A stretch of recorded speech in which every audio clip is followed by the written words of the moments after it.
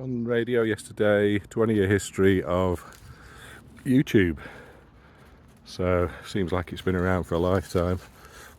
And the reason I use these YouTube shorts now is it seems to attract more attention. People don't seem to want to watch anything more than 30 seconds to a minute. So I've condensed these longer videos into shorts, spaced over a period of time, which hopefully is attracting more attention. Get that there. From people in the wildlife and nature worlds, hashtag, and woodland, and the environmental fields as well, and just hikers, dog walkers, hikers, people with the same love of these things.